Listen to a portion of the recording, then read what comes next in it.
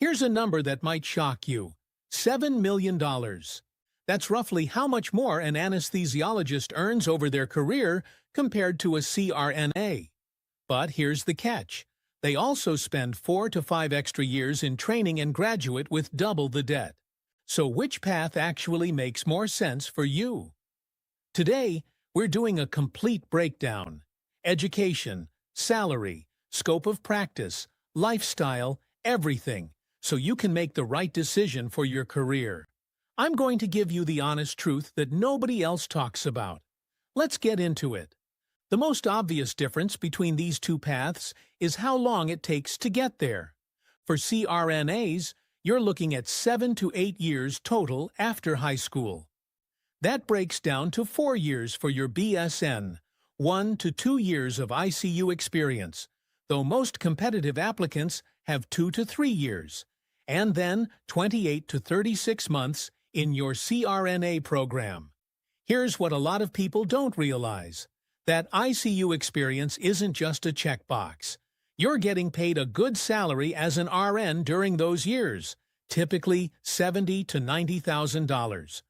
While you're building the clinical foundation that will make you successful in anesthesia school. Now for anesthesiologists, we're talking 12 to 13 years minimum. 4 years of undergrad, 4 years of medical school, and 4 years of anesthesiology residency. If you want fellowship training in something like cardiac anesthesia or pain management, add another 1 to 2 years. That's potentially 15 years of training before you're a fully independent, attending anesthesiologist. But here's something important. While the CRNA path is shorter, anesthesiologists accumulate significantly more clinical hours during their training. We're talking 2,000 to 2,500 hours for CRNAs versus 12,000 to 16,000 plus hours for anesthesiologists. Both paths are incredibly rigorous. CRNA students often say their program was harder than anything they've ever done. And anesthesiology residency is no joke either. We're talking 80-hour weeks for years. Let's talk money, specifically how much it costs to become each of these providers. For CRNA school, you're looking at total costs between $100,000 and $200,000. That includes tuition, living expenses, and all the fees. Now, here's the real kicker. You also have opportunity cost. You can't really work during CRNA school, so you're giving up 2.5 to 3 years of that RN salary. Add it all up, and the true cost, including opportunity cost, is around $275,000 to $470,000. Most CRNA students graduate with $150,000 to $200,000 in debt. For anesthesiologists, we're looking at $250,000 to $500,000 just for medical school. Then you're a resident earning about $60,000 a year while working insane hours. That's not exactly paying down your debt. The total cost, including opportunity cost for becoming an anesthesiologist, is $500,000 to $700,000 or more. Most anesthesiologists graduate with $250,000 to $400,000 in medical school debt. That's a significant difference in your starting point financially. Now let's flip to the income side, because this is where things get interesting. CRNAs have a national median salary of about $206,000 according to recent BLS data. New graduates typically start between $165,000 and $190,000. Experienced CRNAs make $200,000 to $240,000. And if you do locum tenens or independent contracting work, you can push $300,000 to $400,000, though that's without benefits. Location matters a lot. CRNAs in Montana average $278,000. In Alabama, it's $175,000. That's over a $100,000 difference based on where you practice. Anesthesiologists have a median salary around $400,000 to $450,000. New attendings start around $350,000. Experienced anesthesiologists make $400,000 to $500,000, and senior partners or subspecialists can exceed $600,000 to $700,000.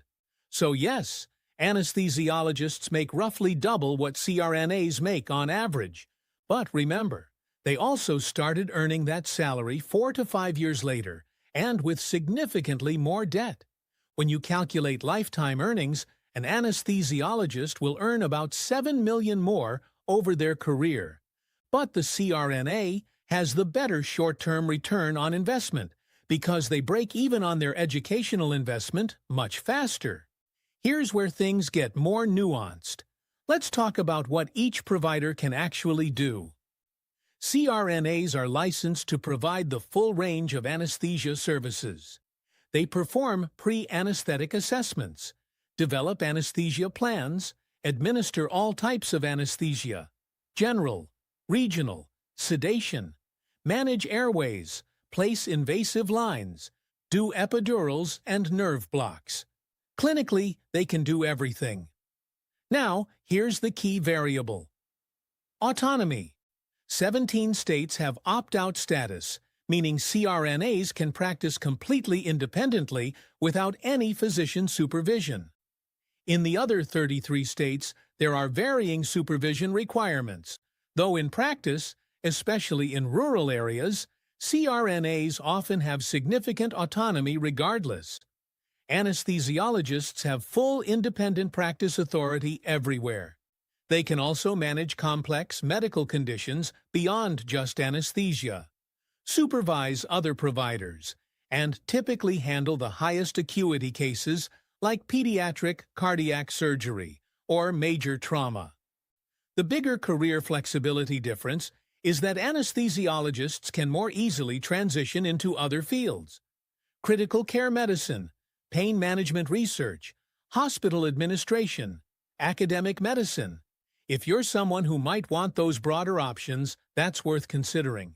If you know anesthesia is your calling and you want to get there faster with less debt, the CRNA path makes a lot of sense. Let's be real about lifestyle, because this matters. CRNAs typically work 40 to 50 hours per week with some call requirements.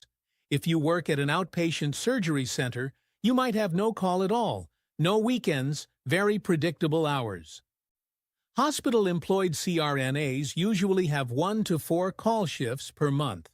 Part-time opportunities are widely available. Many CRNAs find an excellent work-life balance, especially compared to other advanced practice roles.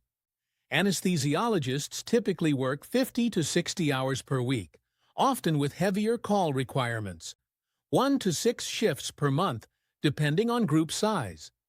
They also tend to have more administrative and supervisory duties. That said, anesthesiology is still considered one of the better physician specialties for lifestyle. It's not surgery or OB, where you're getting called in at 3 a.m. constantly. Both careers offer good work-life balance compared to many healthcare roles. CRNAs generally have a slight edge, especially in outpatient or surgery center settings. So what's the bottom line? Which should you choose? Consider the CRNA path if you want to practice anesthesia without 12-plus years of training. If you have a nursing background or are interested in the nursing model of care. If you want lower educational debt and faster return on investment. If you value flexibility and lifestyle balance. And if you're comfortable with some scope limitations depending on your state. Consider the anesthesiologist path if you're committed to that longer training pathway. If you want the highest possible earning potential over your career. If you want full autonomy everywhere and the broadest possible scope. If you're interested in academic medicine, research, or the most complex subspecialty cases. And if you're willing to take on more debt for long-term financial gain. Here's the honest truth. There's no wrong answer here. Both paths lead to meaningful careers where you make a real difference in patient care. Both are well compensated. Both are respected.